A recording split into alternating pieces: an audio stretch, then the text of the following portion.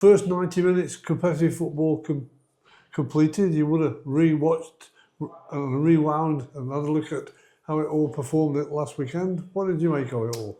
Yeah, I thought we played some really good stuff first half, and then in little patches throughout the football match.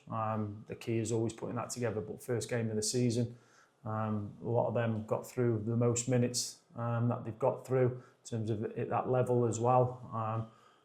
But no, a game that we should have won more comfortably. Really poor goal from our point of view, something we need to pride ourselves on. But lots to work on and a lot of positive stuff individually and collective. Following on from that, of course, you've had a week with the players again out on the training ground.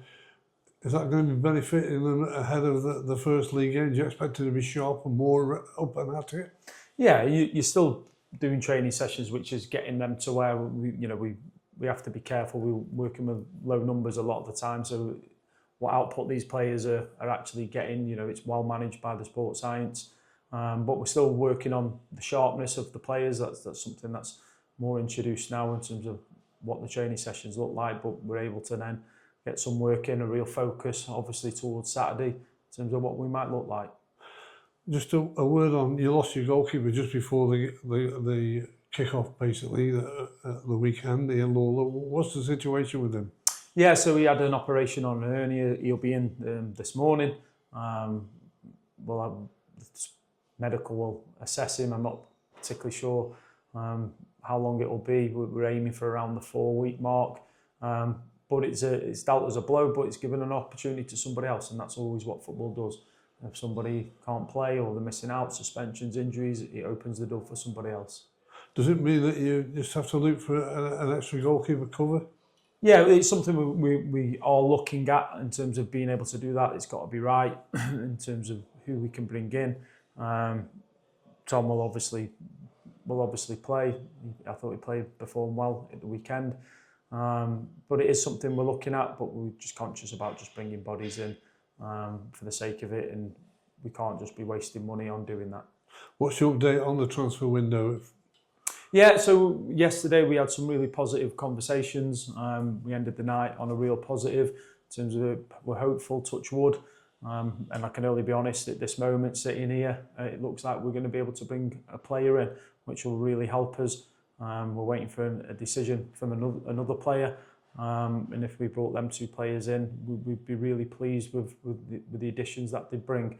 But as I sit here, I hope one's getting done, but you don't know what's happening at the other end. Yeah, it's exciting times, isn't it, for you and your staff and the players themselves, because they like to have a look at if there's new arrivals. But it's just fingers crossed, then, is it now? Yeah, it is, and it's something that we want to try and get done as quickly as possible.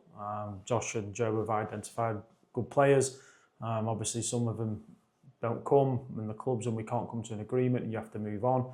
But we're hopeful with these 2. These are really identified players that we get a decision from one of them. That's a positive one, and like I said, all being well, it looks like we could have one with us tonight or tomorrow.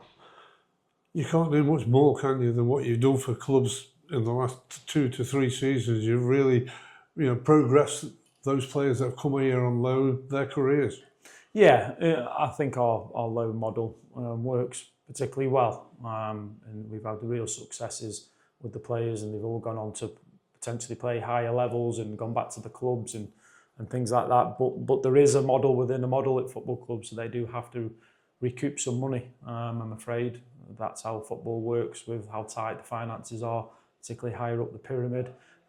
It is all about recouping money, and when that starts to happen and they want big money, then we're out of it. But some of them are sensible enough to know it's beneficial for their player, and they'll come here and they'll get games. Let's hope that those players that you're chasing, it all drops. But earlier this week, 2 of your homegrown players, Owen Lunt and Stan Dancy, both signed new term contracts. You must be delighted with that, and for the football club as well. Yeah, really pleased. Like I say, we're trying our best to get players on longer contracts, so we can, over the next 2-3 years, have a real strong nucleus of the team. Really pleased for Stan. I think he's shown what he's got. He's got great character, Stan. Real good character. He doesn't get fazed by anything. People getting worried it takes a little bit of time, but contracts aren't as straightforward as when I played, and they put in front of you, you just sign, and there's a little bit more that goes to it these days. But it was all fine, and the background was obviously with us on Saturday, wasn't he?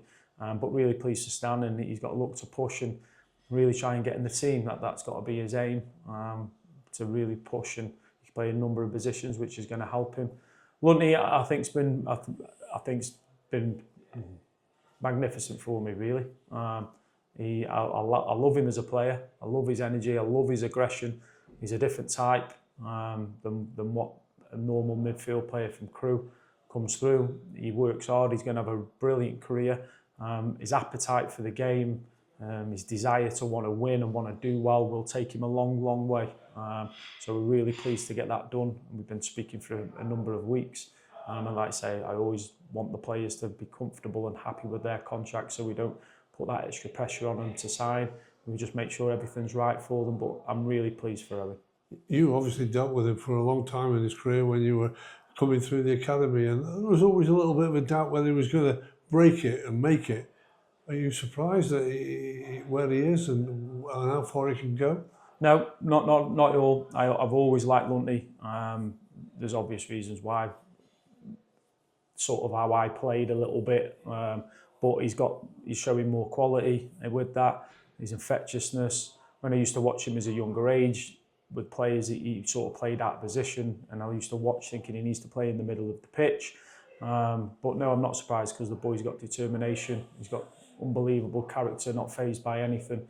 And I'd say that takes you a long, long way. Probably more than talent takes you. I'm not saying he's not talented. He's getting better and better with his ball progressions and stuff. He's going to have to play deeper this year, which will then make him a better player as well. But no, I'm not surprised with how well he's doing. Well, let's look ahead then to that first league game. You're off with arguably one of the longest trips of the season. It's Crawley, and it's been all changed down there. Yeah, you have to make that trip during the season, so whenever it comes, it doesn't really matter. There has been a change around in terms of the management and player turnaround and things like that, but we'll go there, try and put on our best performance like we always will do, and we've got to make the afternoon about us and what we're going to do. They do play a really open and good style of football. They do. It's a good style of football that they play, and I'm sure they've got their own ambitions as well.